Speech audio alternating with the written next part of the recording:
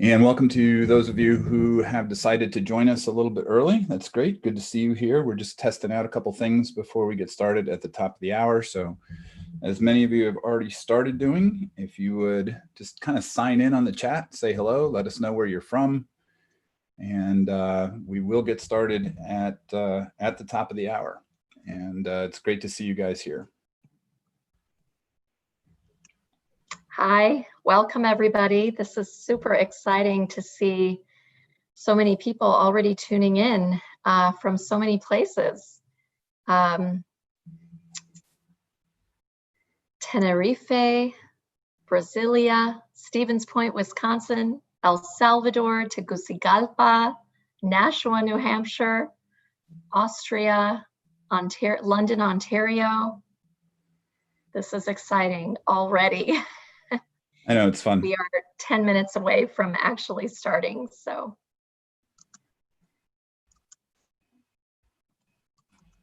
Yeah, it's awesome. And the chat waterfall, that's that new term that I hadn't heard until a couple of weeks ago. It's just really fun to see people coming in from all over the world, which is great. So if you're just joining us, we are going to start in about 10 minutes or so. And for now, just say hi to everybody who's joining us. We got 35 people already, and we're looking forward to spending some time with you. This morning's presentation was awesome. I think we had 460 or so at the top, which was great. The chat conversations were amazing, and I don't know about you, Homa, but I spent a little time reading through there and learning just some great experiences that people were sharing. So yes. Yeah, absolutely. People are responding in the chat what they think about some of the ideas that we're presenting and having their own back channel conversation. We can't see some of the chat when we're in the midst of presenting because we're looking at the slides and all of that, but we try to check in on the chat as much as possible, and it has been amazing to see how complimentary it is, and people have just gotten really good at having meaningful interactions and conversations. I know, I think people have learned, right? All of a sudden, people are much more comfortable getting in there and talking online, so that's been great.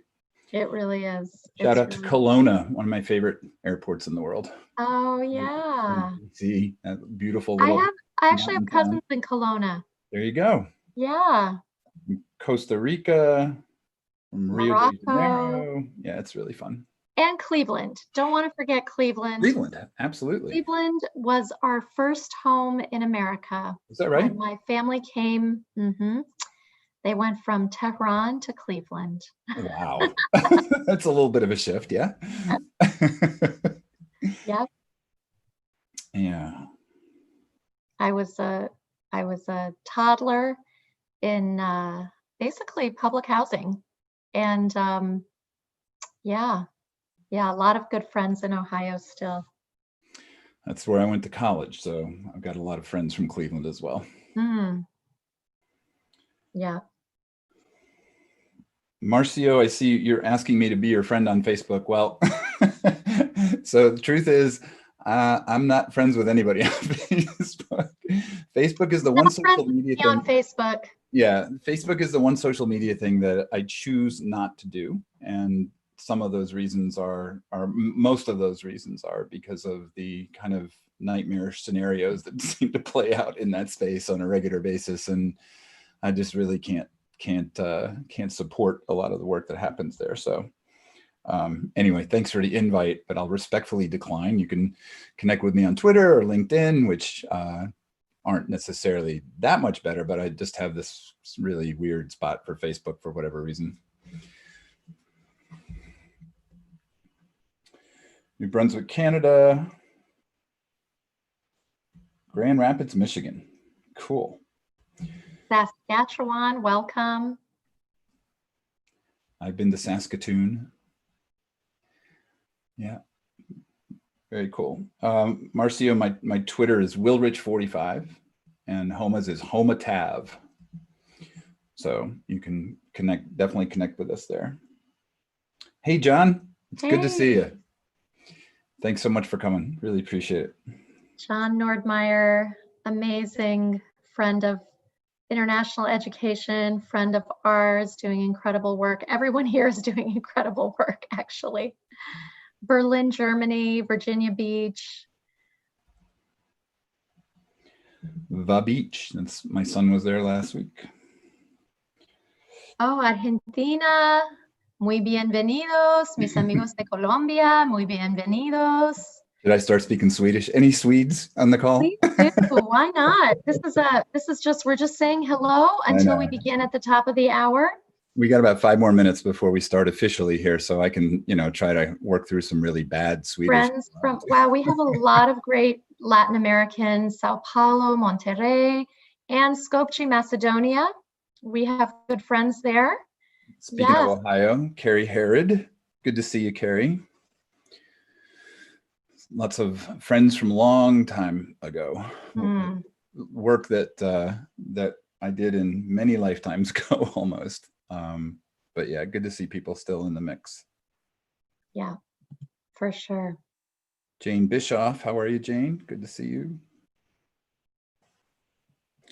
So again, about 4 or 5 more minutes, and then we'll officially get started here.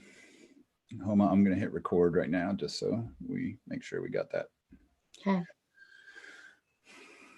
So from Honduras to New Jersey, London, Ontario, Columbus, Ohio. It is so exciting. Rio, Hugh.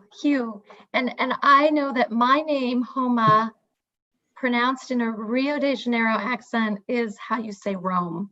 Homa, right? Oh, is that right? Homa, like Rome. Yes. Love Brazil, love Colombia. British Columbia and South America, Colombia, all in the house. Cambridge, Mass, welcome. Winnipeg.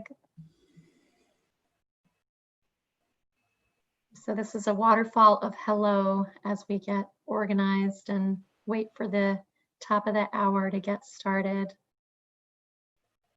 Yep, Homa, Roma. Dallas, Portland, Maine, Eastern Kentucky.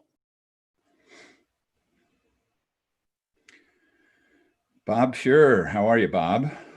Good to see you here too. School board member. We had a couple school board members on the first call as well, on the first webinar. An important constituency. I wonder if any students will show up. I'm not sure we had any in the morning call, but if you're a student, definitely let us know. So know that you're here. Oh, great. Hi, Joe in Maputo. Great to see you. Oh, my family's on this call as well. Uncle Will, yes. David, good to see you. That's great. And Wendy, you're really making me go back a long time now to the Seton Hall doctoral program. That was that must have been 12 years ago now, more even. So thanks for being here. Linda Moyer, good to see you. So a couple more minutes. We're going to try to push your thinking today and maybe just a little bit get you out of your comfort zone. So got a couple minutes to kind of settle in, maybe get a cold drink. We have a lot of Canadians. It's from all over Canada. Really interesting. Yeah, cool. LA.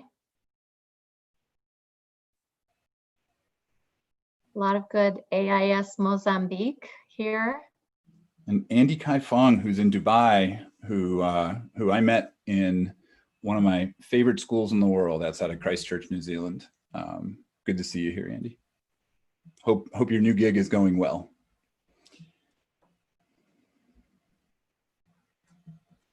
Panama and Prescott, Arizona, Seaforth, Ontario, Wisconsin.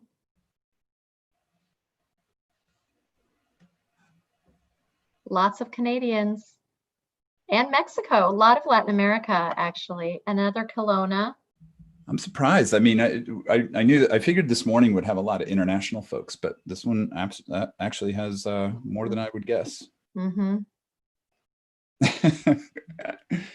I won't tell about my favorite baseball team, but the fact that Robert is in suburban Chicago ought to narrow down your guesses. Although I don't think we're even going to get a baseball season in this year, so that would be very sad. So we're going to give it about another minute or so before we start. Give some people a chance just to drop in. And so we'll just be quiet here so that we can get a good, clean cut on the recording, and then we'll be back with you here in a little bit.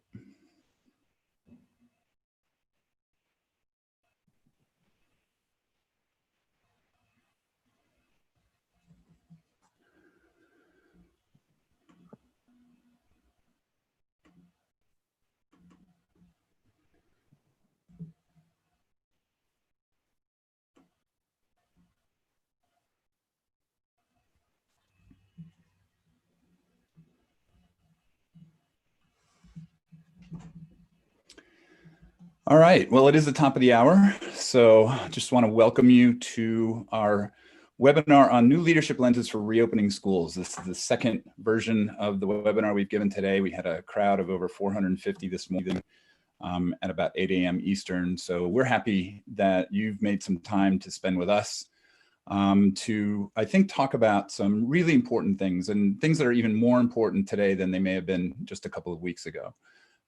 If you don't know me, my name is Will Richardson, and let Homa introduce herself here in a second. But we are thrilled to be here with you. And when Homa and I started working together about 8 months ago now, and put together the Big Questions Institute, I don't think that even we could have predicted some of the big questions that we're asking right now. So it's an opportunity for us to explore some of those ideas, to really think about how the world is changing, how it's shifting, and what all of that means for us and for our kids, certainly in the context of reopening, but also in the context of looking forward even further into the future. So just want to give you a heads up, when you signed up for this webinar, sorry, I'm sure you noticed that it said 45 minutes, but in our conversations, we just felt like we wanted to give a chance for people to engage and to ask and hopefully have us discuss some questions. So we are going to present for about 45 minutes, but we're going to hang out for another 15 minutes to make this an hour-long session. And what we're going to do is we're going to pull some questions from the chat that you guys are already participating in, and we'll have about 15 minutes to hear what big questions you have and to maybe give some responses to that, and hopefully help you kind of figure out what your answers might be to your questions as well. So we just want to encourage you throughout to participate in the chat. It's a great tool to connect and to share and to learn from one another. And like I said, the earlier chat session was really amazing. So this is about big questions. And this is one of those moments in history, I think, that we're living through. Sometimes I try to step back from this moment and take a look at it with some perspective, but it's really hard because there's so much that's happening in this moment. And it does require us, I think, to obviously learn our way through the moment, which we have to do when things change so rapidly and when we're kind of caught in some whirlwinds that maybe we didn't expect. But it also is an opportunity, or it's a time for us to really step back and see this change moment as an opportunity. And we want to try to craft an opportunity narrative in this presentation.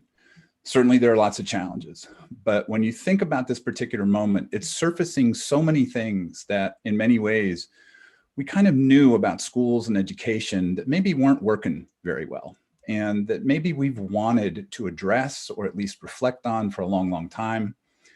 And I think this gives us an opportunity to do that. As difficult as this moment may be, it certainly is an opportunity for us to step back and say, do we want to continue doing some of the things that we've been doing for a long, long time? And how might we think differently about the world that our kids are moving into and how we prepare them for that particular world? So thanks for setting us up, Will. My name is Homa Tavangar, and I am delighted to join with so many dedicated, amazing educators from all over the world who are tuning in right now. And, to help us frame what our big questions are through the lenses that we're about to introduce, it goes without saying that the world is fundamentally changing. And this most recent round, which I think all of us probably would agree, it feels the most dramatic. We've been talking about change for a long time, but something about now really feels different. So kicked off with the coronavirus, and now we see ourselves situated in what I consider as sort of like the twin pandemic, the twin crisis, the 400-year virus disease of racism that has really come to the surface for the whole world to engage in. And waiting in the wings of what is changing in the world, I think we are going to realize more economic impact and, of course, climate. I hate to say climate catastrophe, but I think that is something that we have to be realistic about. And so there is just this overwhelming need for change and looking at what we do with a new lens. So this moment that we're in has spurred us to put these ideas into focus. It's also a really humbling moment. So the approach that we're taking in starting the Big Questions Institute is to lead with questions as opposed to trying to give you set answers. Let's spur an inquiry process together and see the challenges in a new light. So, as we've been home in the midst of quarantines and lockdown, I have been, we've been thinking about these new leadership lenses in the light of pandemic and lockdown. And one thing that I notice at this sort of crazy, incredible moment, maybe you've noticed, the birds outside my window are singing really loudly. And I don't know if that is because the air has cleared up so much. Is it that, the birds are rejoicing with less pollution? Or have I just stayed inside so long that now I'm noticing I've been in one place and I notice the birds outside my window while I'm doing a Zoom meeting? And in reality, maybe it's both. So I think about that in the context of noticing noticing what's happening in nature.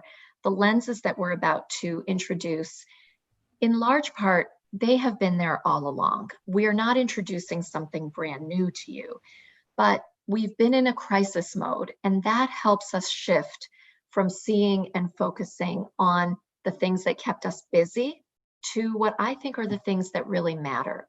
So what we want to share with you are the lenses that we have found help keep our focus on what really matters most in our students' learning and in their lives and in our world.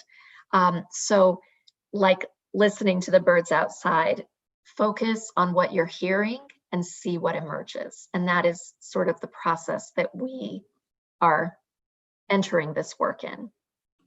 And so in this process, we're using the word crisis a lot, and it's gotten us to think about the root of the word, the etymology of the word, both in Chinese and in English and all the Romance languages.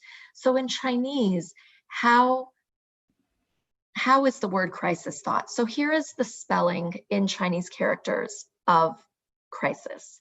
And you notice it's two primary characters. The first character is danger. And there's no question that in the midst of crisis, we are experiencing danger. But that's not the whole equation. It's really half the story. The other half of the story in this equation of crisis in the Chinese character is opportunity.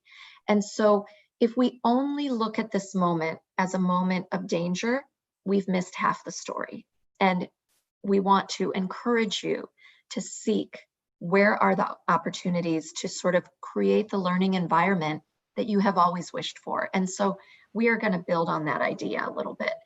And the other etymology that we look at is the English and Romance language root of the word from the Greek, krisis, that means to sift and to separate.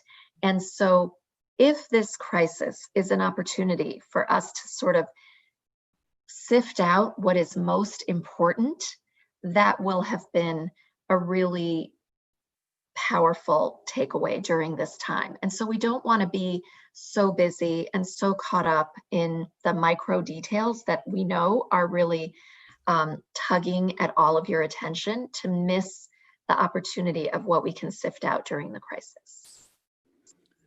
You know, like Homa said, we are in the middle of some still very big decision-making processes in terms of how we reopen school. When you think about what's happened over the last 3 or 4 months, just the process of closing school, how we went from physical space to online space almost overnight, that in and of itself has been an incredible change, an incredible shift that has been in some ways very, very positive, but in other ways really challenging as well. And we don't want to minimize the decisions that you're making right now, because it is, again, an unknown. How do we do this? How do we go back to school in ways that social distancing is in place? Or how do we create cultures that are comfortable in a world where we can never eliminate risk totally any longer? And so all of that is immediate, and it's right in front of us. And again, we're not suggesting that those aren't crucially important questions to be asking right now.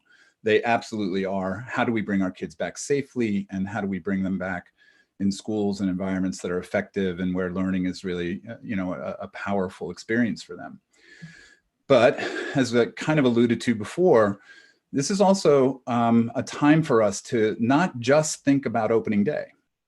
It's a time for us to try to think about how do we open in ways that lead us down to a different experience in the future that is more relevant for the times, does honor the way that kids learn today, and really takes into account the skills and literacies and dispositions that our children need in order to thrive as they walk into what is a pretty uncertain, kind of chaotic, kind of turbulent future that they're going to be entering. So as much as it's difficult to find time for the bigger picture, we just think it's crucial for us to do that right now, and to develop a little bit of a sense of urgency in the moment for those conversations. And again, the point of today is to seed those conversations, plant some seeds about some kind of big ideas that require much more time than we're going to give them today, but that we think are absolutely required, whether you're thinking about next week or 6 months from now or 6 years from now and even further out.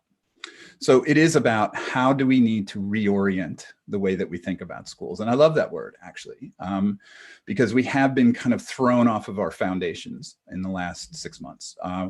We are kind of walking through a world that doesn't look like the world that we used to know. It doesn't feel like it. We don't act the same way in this world. And so we have to take some time to reorient, to kind of get our bearings, and to think about what are the longer term implications, and how then do we reimagine? How do we keep the things that we always have found important about schools, but how do we become willing to, again, take some of those things that maybe all of us knew weren't working that well in the first place, and reimagine them and create something different? So it starts with this question, and this is a question that Homa and I have been asking both in our individual work and then together, to lots and lots of educators, lots of parents, and even some kids too. And it is this question: what do we hold most sacred in schools? I mean, if I said to you, and please feel free to jump into the chat and answer this question, but if I asked you, what are the things about school today that you want to make sure still exist 10 years from now? What are the non-negotiables, the things that you think are just most sacred, most important for us to maintain and to hold on to? I think, I'm not looking, but I think your answers are going to be pretty similar to the ones that we get all the time. And that is that we want to make sure we have great relationships with kids. We want to make sure our kids are healthy, that they're happy, that they love to learn, that they are in equitable and just spaces that are diverse and inclusive, that there are, that we hold them in our care and make sure that they are emotionally and physically well and healthy, and all those types of things. And these are the consistent answers. Every now and then you get something maybe that's an outlier, but most of what we hold sacred is on this list. And we just want to point out that if this is what we hold sacred, then everything else is on the table right now. You know, if curriculum is not sacred to you, then we need to be looking at curriculum. We need to be thinking about the structures and systems of school. We need to be looking at the ways in which we create experiences for kids that may go far beyond, you know, 45 minutes, and that are kind of motivated by testing and all those other types of things that we do in school. So we just really want you to think about what is at the core of our work, but now in this opportunity moment, what maybe do we want to think about and change? And the lenses that we're going to talk about are going to give you a way to think about that. Okay, so we keep, this is a session about the lenses. We are going to present the 5 lenses that we think can help you think about school going into the future. We want to plant seeds for conversation and offer another layer to the conversation, and that is that we think we can't afford to not talk about these. In other words, we have to be talking about big picture, big questions. And I know that everyone is feeling really stretched, but our contention is that sometimes we can't afford to not only we can't afford to not talk about them, but thinking big helps energize us. And I hope that these help spur your imagination and your own inquiry process. So these frames can help us think beyond the micro, where the desks are going to go. So the first frame that kind of seems pretty obvious right now is the world. And the big shift that we are seeing in this lens is that we are all in this together. We are truly in this together right now, in this moment. We can't afford to think of ourselves in silos, and our learning and the whole way our schools are organized needs to reflect that. So I have been working on sort of all things global for over 30 years. About 20 of those were with businesses in economic development, with multilateral organizations. And for the last 10, 12 years, I've been focused in education. And throughout that time, it has been really hard to try to get leaders, teachers, anyone to really have a deeper investment that goes beyond sort of food, flags, fun, festivals, and realize that global phenomena can impact us here, wherever here is for you, and our learning and engagement truly needs to be global. So this graphic I'm sharing is actually something really near and dear to my heart from a recent project that I worked on that was actually a very profound way for even young children to engage with the world in a meaningful way. And so in kind of a weird way at this moment, I kind of feel like be careful what you wish for, because you might get it. And so here we are. If there was any question as to our interconnectedness, if there was any question if walls might be effective to stave off unwanted ideas, people, disruptions, a virus, 2020 answered that question. We could not contain or ignore the coronavirus wherever we are, and we can't contain or ignore the fundamental human need for justice, which, as I mentioned, I really think is the other pandemic that our world is going through. And especially since we have a lot of people from around the world tuning in, I want to mention that I think it's fascinating from this global lens. A lot of people around the world in conversations that I've had around racial justice and equity over the years, they might have written off that that was really an American problem. But I think the youth of the world have answered that question within hours. They took to the streets, they painted murals, they wrote songs, they completely swamped social media with an unequivocal message that we won't stand for racism and injustice, that George Floyd is my brother, your pain is my pain. We can take the lead from them. And so we have some scenes, Paris, Flemington, New Jersey, which is Will's hometown, Black Lives Matter protests happening everywhere. We were really moved by this scene, which is a mural in Syria, in a place that they themselves, you would think, have their own issues to contend with. What a bombed out landscape we're seeing in this slide. But I think this power of going beyond yourself to connect to what is happening in the world, it's really demonstrated here. And, another side of the story of what is happening in Syria is also the serious climate challenges. And so I think that issue that is around the corner, that I dread to think could be the next collective experience that we would never choose to have, is climate catastrophe. And not only does that pose a great threat, but it poses a great urgency for solutions, a mandate, I think, for learning. And like the activists for racial justice, the activists for climate action have been young people. And how can we find and tap the answers that might be within our own students? And so these shared global experiences can really inform what learning looks like and help frame our big questions. So if we apply some of these shifts, we might articulate the question as, how will your teaching and learning become part of learning and doing in the larger world? How might we demonstrate that we remove those dichotomies, those false dichotomies of either being patriotic or a global citizen, caring about my local community or the world? When we really recognize the shift that we're all in this together, we can start asking much more productive questions about the world.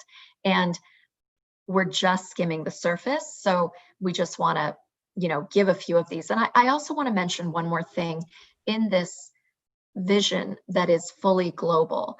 I think that it requires an important step that is intimate and personal.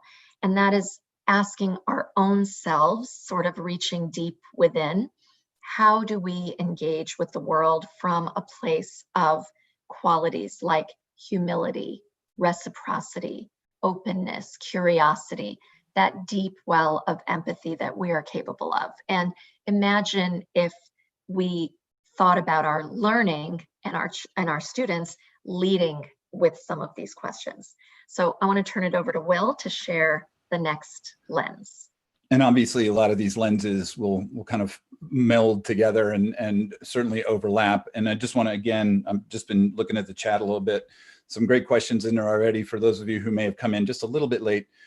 We are going to take some questions at the end of this session. So if you have some questions that maybe you want us to talk about, please feel free to drop those in there. And our chat captain is sitting ably by to pull those out and give them to us at the end. So the next lens we want to talk about is purpose. And obviously mission and vision and those types of conversations are usually ongoing. But again, we think that now purpose is shifting even more dramatically than maybe we thought it was going to, or what's happened in the past. And basically, this is the culmination, not just of what's happened in the last few months, but over the last couple of decades. The shift here is that it's really turning out to be about learning and not schooling. We're going to talk a little bit later about how some of the narratives are changing just around schooling in general. But if there's one thing that we have all learned in the past couple of months, is that schools can be just about everywhere now. Now, the quality of that schooling environment obviously is a different conversation. And I do want to take exception to this headline in the Wall Street Journal, where they're talking about how remote learning didn't work. I'm not so sure that's true. I think in many cases, remote schooling didn't work because of the technical issues, the access issues, in some cases, the unpreparedness. I'm not in any way throwing anybody under the bus here, but in many ways, we simply weren't prepared for the type of immediate, quick shift that we had to make. But I would argue, I think that learning continues. Learning is not remote. Learning is personal. And that kids were learning a lot of things that may not just have been in the curriculum, may not have been the things that they were going to be tested or assessed on. But certainly, again, it's the moment kind of bringing to the fore some of the inequities in terms of access and in terms of just, the experience of how kids experience school from one school to another. I think we're learning a lot, that this is a moment where schooling, as we think of it, the purpose of school is something from a meta standpoint. Now we have to ask some big questions about. Now, I know learning has always happened in the world, and learning has always happened on our own. And I think it's arguable that we learn more from just our interactions with people and in our jobs and in our activities in many ways that are lifelong lessons than we do from a school curriculum or from going through, 12 or 16 years of schooling. That's, again, another kind of debate. But I think the story, and those of you who have seen me present before know that I've used this story now for a number of years, actually, but it is about this 17-year-old young man in India who was so upset about the fact that there were so many people getting attacked and raped in his community that he wanted to solve that problem. He wanted to do something about it. So what he did was he came up with a shoe that if you're wearing it and you kick your attacker with that shoe, it will electrocute that person. And that's a pretty dramatic solution to a very important problem. But what I love is the way that he talks about his learning experience. And he said, I taught myself programming. I had mentors on LinkedIn and social media. I kept trying. My prototype failed 17 times. I faced electrocution twice. My friend developed a nosebleed. It took me 2 years to develop a prototype. But here's a young man who had a passion, had a purpose, had a problem that was near and dear to his heart that he wanted to solve. And he created his own education around that. He pulled people into his life that could help him learn the things that he needed to learn in order to solve the problem that mattered to him. And that is a shift that we are going to have to begin to recognize. And that is that we can educate ourselves in many ways now that we weren't able to in the past. And what this moment, I think, is beginning to show us is that that is a skill that's going to be hugely important. I doubt anybody on this call who's an educational leader, when the coronavirus hit, waited for the course on how to bring your school online. There was no time, and every person in this chat who had to do that learned really powerfully over the last couple months how to do that. And I have to say, one of the most powerful learning experiences that both of us have had has been the privilege of working with international school heads from around the world over the last 3-4 months. It has been maybe the most powerful experience I've seen of people just problem solving on a daily basis, just learning through this moment with one another, not looking for a course, not looking for a curriculum, but doing it on their own. And the thing is, when I talk to all these people, not just these people, but others who have been experiencing the same thing, they all say it has been amazing. It has been really powerful and exhausting and all the rest. But when I ask them, so how does learning in your classrooms look like the learning you've been doing for the past 2 or 3 months? Most of them kind of go, yeah, it doesn't look like that at all. It doesn't look much like what I've been doing at all. And I think that this is the challenge that we have right now, because it is about learning. It is not about what you get in school in the context of knowledge. That's not to say that's not important, but it's not as important as it was. The half-life of knowledge is speeding up. But if you're waiting for someone to tell you what to learn, when to learn it, how to learn it, and how you're going to be assessed on it today, you are not going to be prepared for a future that is going to, again, be increasingly fast-changing, uncertain, turbulent, and whatever else. So the big questions about purpose are really existential, and they really require us to step back and ask, what is a school for now? Why do we have this thing called school? And what does it mean to be educated?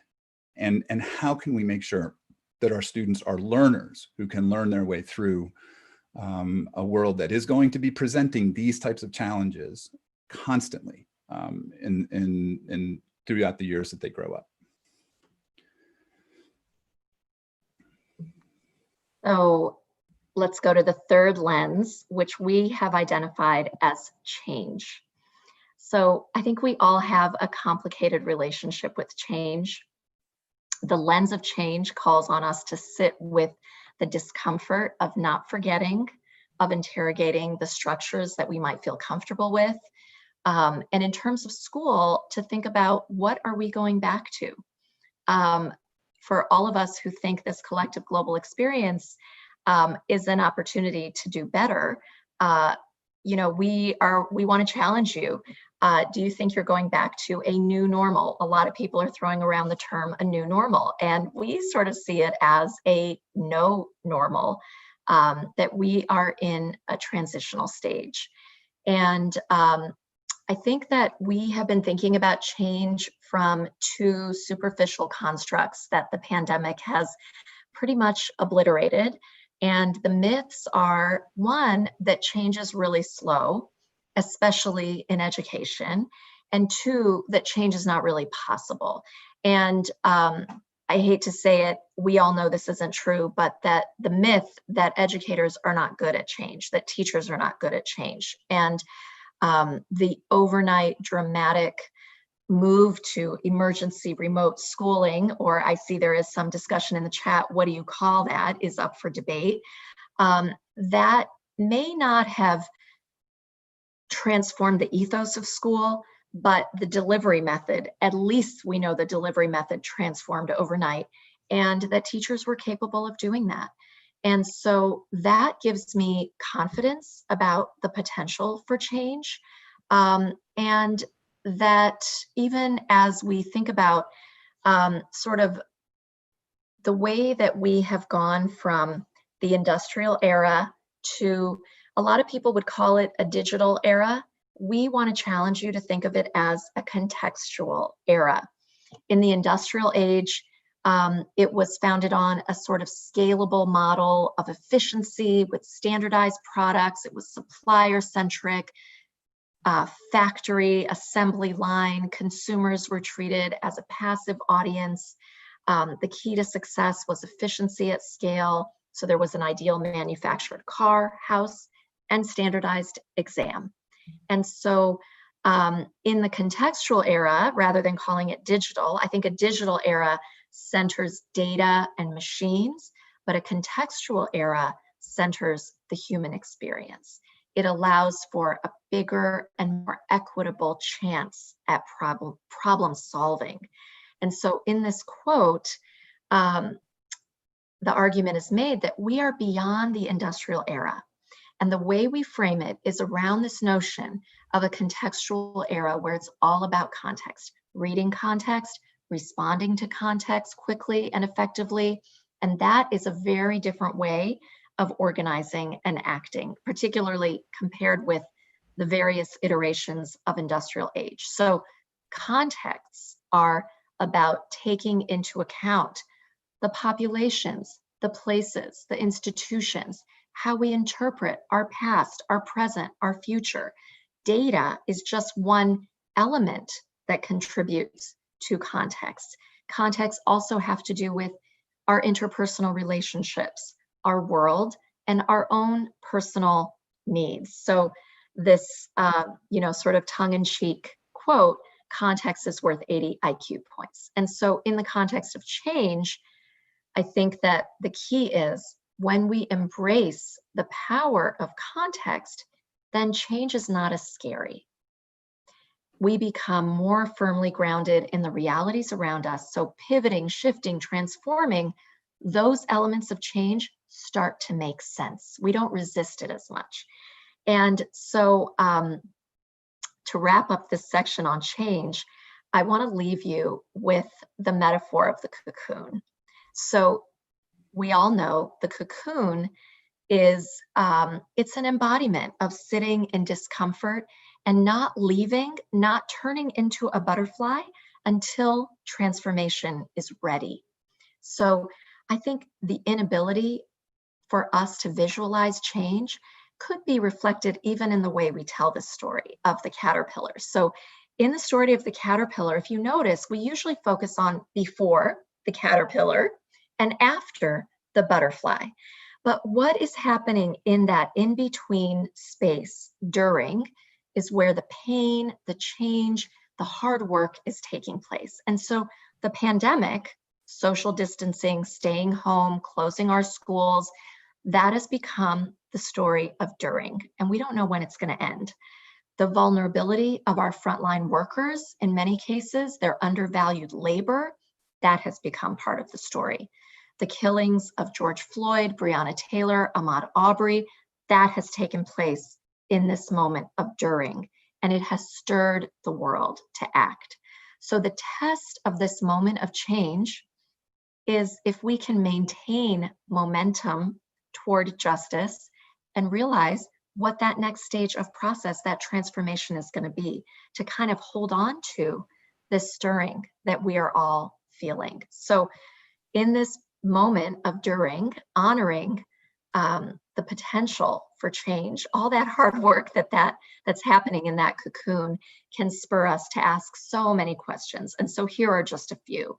How would we begin to build a culture that accepts and embraces change and uncertainty? How do we respond to iteration, imagination, failure? Those are all part of the story of change. Divergent thinking and diversity at a very profound, not a superficial level. We need to plan for change differently. We need to build it into the way we think of different scenarios and create an inclusive change process. So all of these fall under the various contexts that can influence our vision of change. So Will, next lens. So we're going to talk about power as a lens, and it's a very interesting way to filter the work that we do in schools. And the shift that is happening around power is that it's moving from the institution to the individual.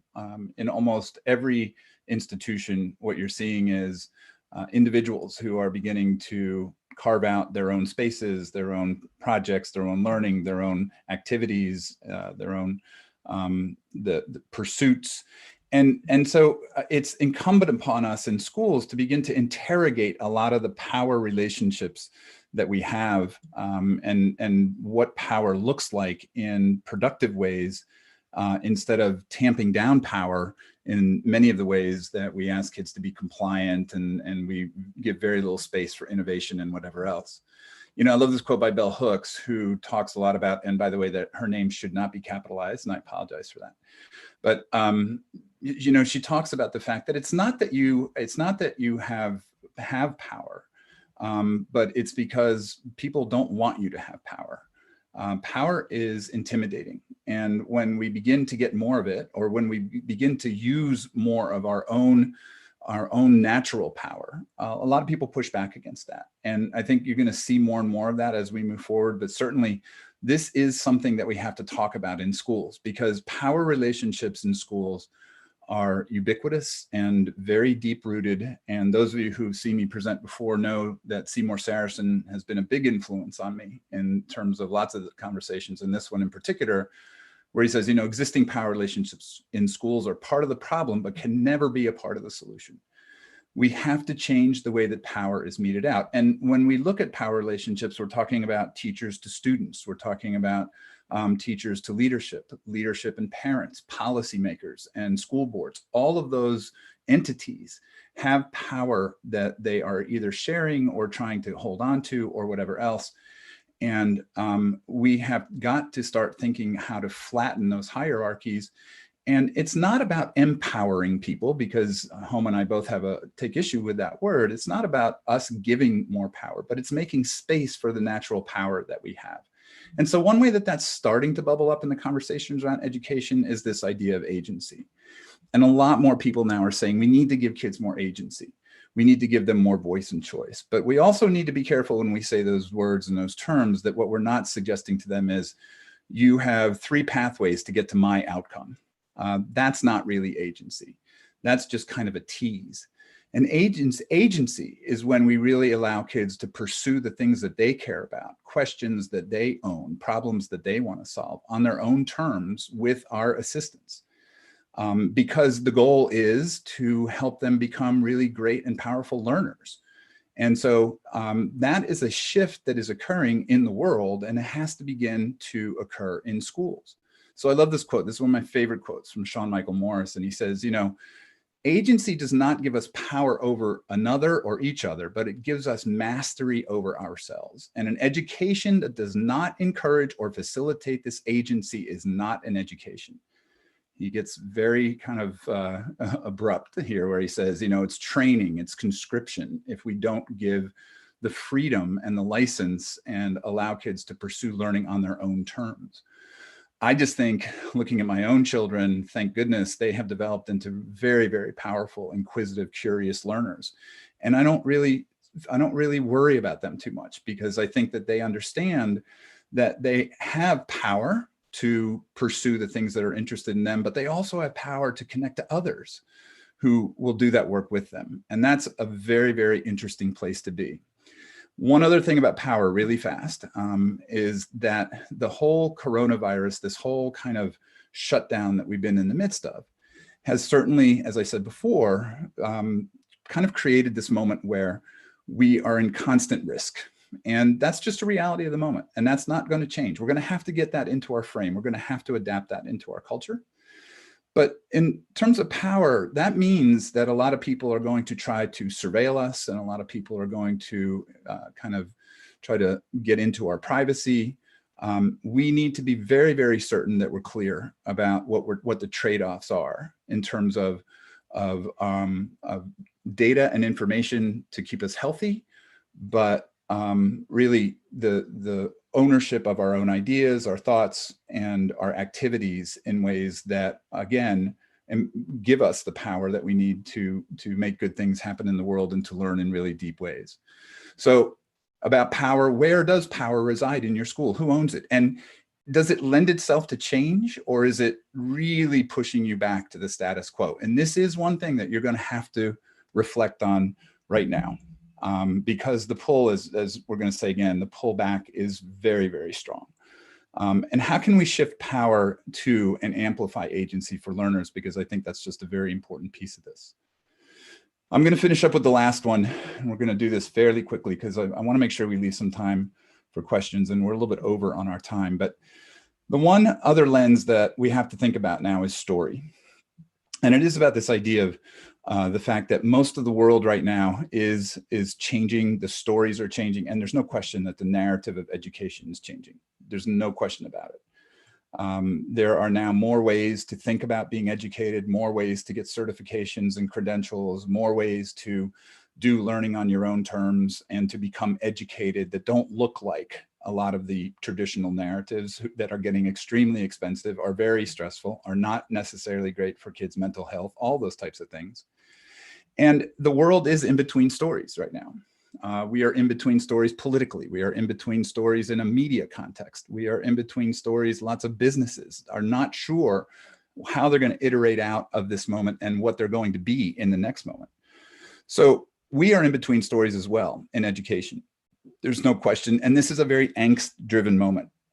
This is a moment when basically we like to have the answer. We like to know what's coming next, but we just don't know right now.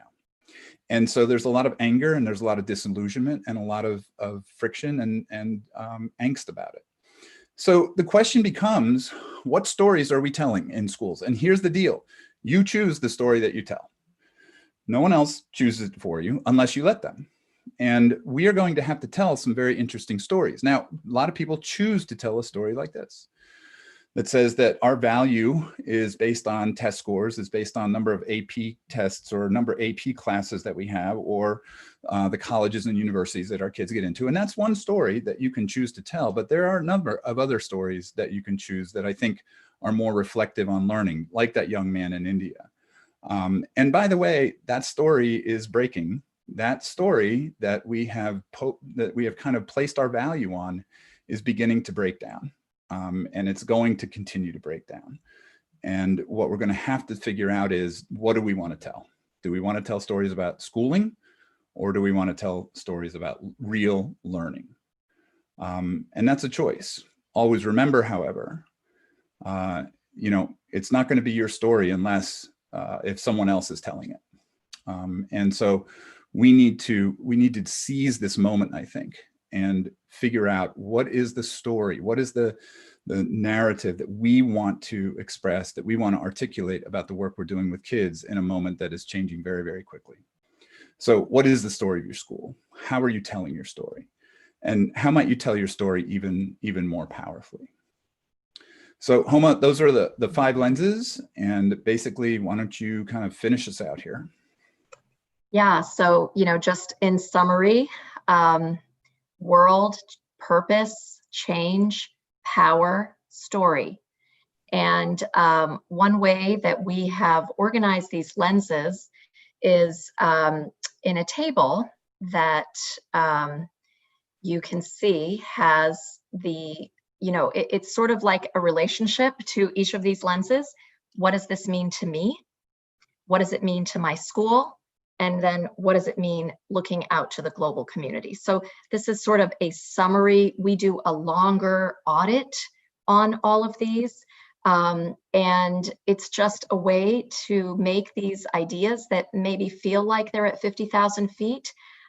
We think they are imminent. We think they're real and tangible. And so hopefully the table helps us to audit and look at what they really mean. And, this is, if you've heard me speak since the pandemic, you've probably heard me cite this essay from Arundhati Roy that was published in the Financial Times. She calls the pandemic a portal. And she talks about this portal, which is an opportunity. It's a little bit like that change story. That pandemics have forced us to make choices. And this gateway between one world and the next forces us to choose, what are we going to carry with us through the portal? Do we drag the carcasses of our prejudice and hatred, our avarice, our data banks and dead ideas? Or can we walk through lightly with little luggage and be ready to imagine another world, another way of doing things? And so that is a big part of this challenge in how we think about why were we situated at this moment. And we think there is this undeniable pull to go back to status quo. Status quo is right around the corner. And there is a danger to thinking that we might add diversity and stir, add technology, remote learning and stir. There is an immunity to change. And so by keeping these lenses in mind, it will help us to sort of spur more conversations around what matters most to us, what is sacred, and remembering that everything else is on the table. So we really want to encourage you to keep those in mind, that you do have a choice to try something new. This may be the moment to do that. So really quick, I just want to share a little bit about what is coming down the pike. Starting June 22nd, we spent 5 minutes talking about each of the lenses in Work in R series, which is a working seminar webinar, which is very interactive with groups of peers, a lot more discussion going into small groups. We are going to examine these 5 webinars, these 5 lenses, each in their own session during this, these contexts for framing. So starts June 22nd, we have a coupon code, BQI20. So if you want more, this is one way to, keep going with us. And we are limiting the space in each of these because we do want to have sort of quality interactions on these. On June 16th, next week at 10 o'clock Eastern, we're going to have a 90-minute webinar that focuses on futures thinking for educational leaders. So in that, we sort of build out on the context idea. We work with scenario planning and kind of build from there. And it's a lot of learning from a lot of different fields, particularly futures thinking and organizational development. And then we're doing a 2-day workshop, scenario planning for a post-pandemic world. And so that's sort of really building out the big questions around the future and scenario planning. And so all of these, if you register based on what we did today, there's a coupon code. And we hope that however you want to continue, that we will be able to continue. This is a really rich conversation. I noticed there are wonderful, real pushback questions in the chat. And so we really kept this to about 45 minutes so that we can now spend the rest of the hour taking some of the questions. So Will, I don't know if you got a chance to look at some of the questions. Do you want to start with one that you saw in the chat? Yeah, so Jay Snyder, I think it's a great question. You know, as we seek to reorient, how can we not look to the familiar landmarks for comfort and to aim back towards those destinations? That's a great question. And obviously that is what we want to do. We want to stay in our comfort zones, and we want, you know, my family teases me when I have certain things to eat. They say, "Oh, comfort food, you must not be feeling really centered or whatever." And it's true. I won't tell you what those foods are, but no, it's true. You know, I mean, we as educators, we want to know what the answer is. We want to know that what we're doing is the right thing. But that's why I think we started this conversation with what's sacred. I mean, to me, those are the road signs. Those are the things that at the end of the day, if we are not filtering our decisions, our choices through what we hold sacred, is this really what's best for kids? Is this really going to amplify diversity? Is it going to amplify equity and justice? Are these things going to help us build healthier relationships and healthier lives? You know, one of the things that I think is really interesting is that, you know, a lot of schools start school at 7:30 in the morning, and everybody knows that starting schools at 7:30 in the morning is not what's best for teenagers. It's just not a good thing to do for kids. Kids' brains don't really turn on until 9 in the morning. But we don't want to talk about that very much. There are lots of other things that we do currently in school. So this may be an opportunity for us to say, well, what if we didn't start at 7:30? Now we're going to have maybe only a quarter of the number of kids in our classrooms, at least to start in these kinds of socially distant environments. What opportunities does that give us to iterate, not just for this moment, but for the longer term, that might honor our sacred values more closely? And I think that we have to keep those things as the road signs, because we will be really discomforted if we lose those values. That will make us extremely uncomfortable, more uncomfortable than having to make decisions about curriculum and technology and systems and all that other kind of stuff as well. Yeah, so there is a really important question that a lot of good questions have come in. There's a really important question that speaks to me about what do you do when students lose intrinsic motivation? And, you know, there is sort of this inertia that students are feeling, that a lot of us might be feeling, especially when we don't get to nurture relationships, be together, and, you know, everyone's at home, you know the drill. So, you know, I think that prior to the pandemic, there have been such interesting examples. I mentioned the climate activists, the students, and, you know, there was this line that was going around when there were the Fridays for Climate strike that were going on. And people were saying, you know, our students are learning more by striking against school. Our students are learning more by leaving the classroom than they ever did in the classroom.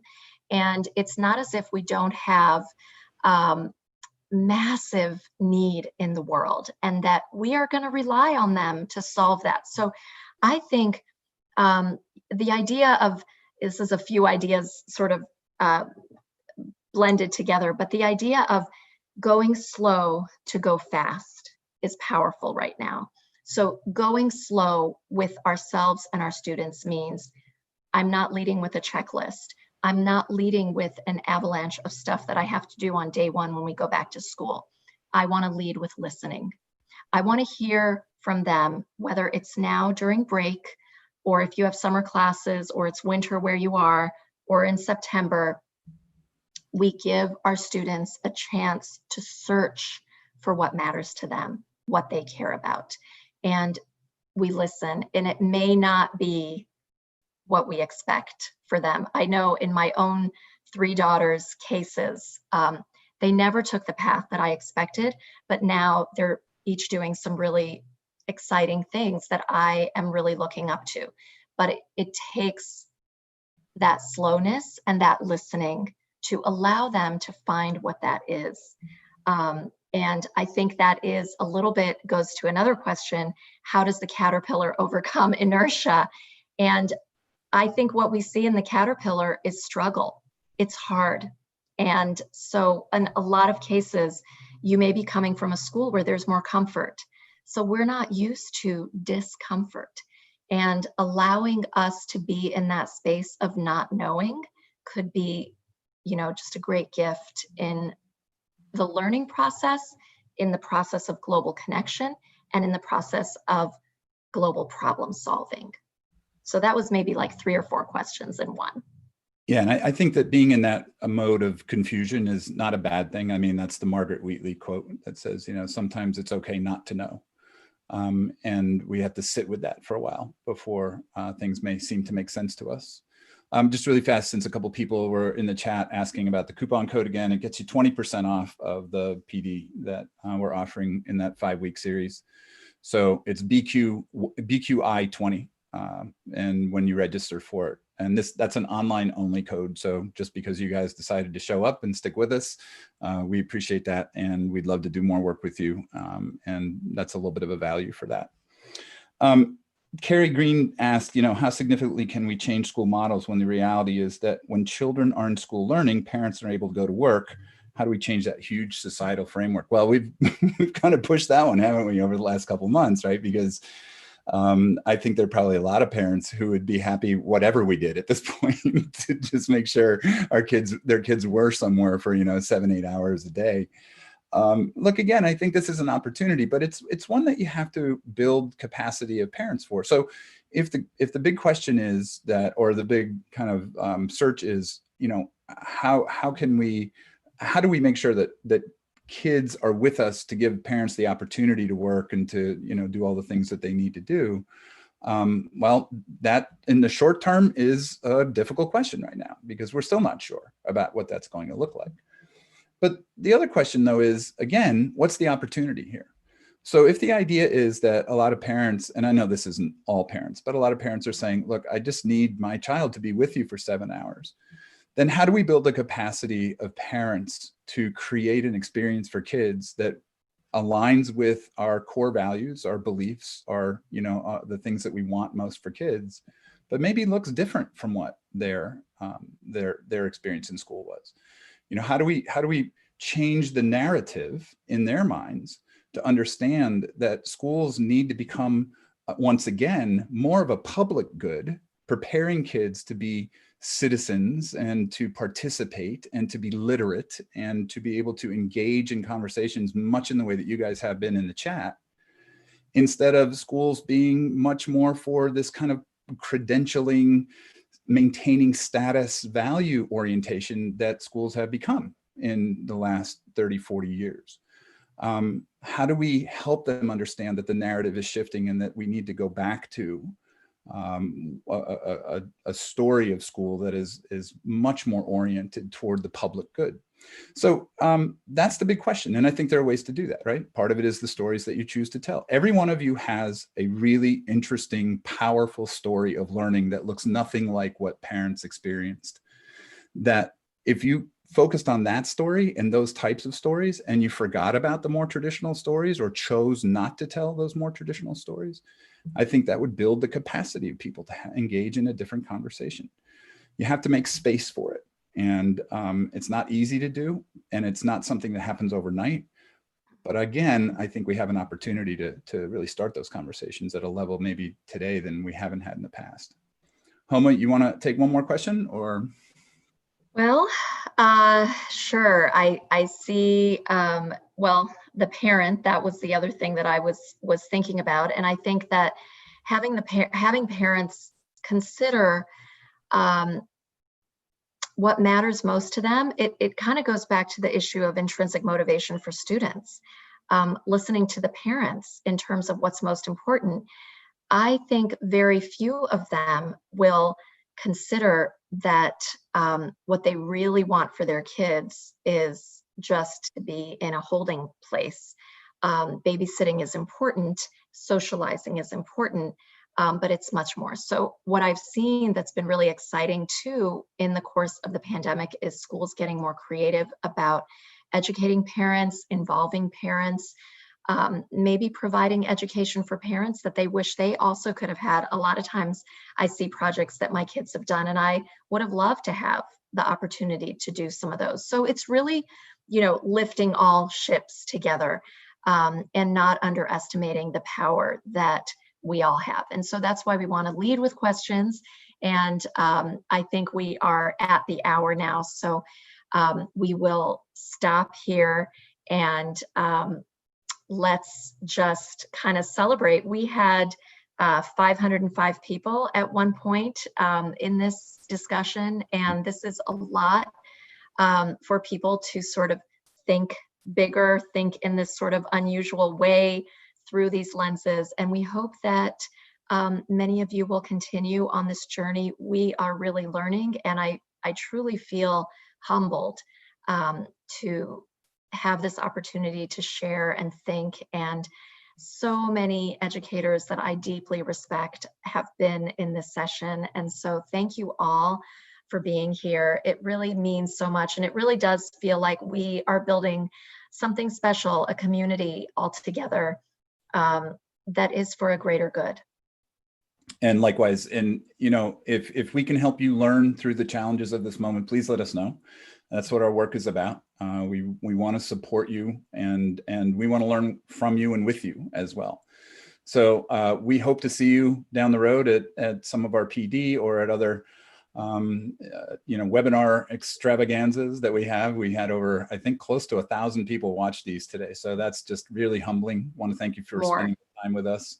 And please let us know if we can help you in any way. But sincere best wishes on your work, everyone. Thanks so much for coming. Have the great rest of your day. Really appreciate it. Thank you. Cheers. Thanks. Bye.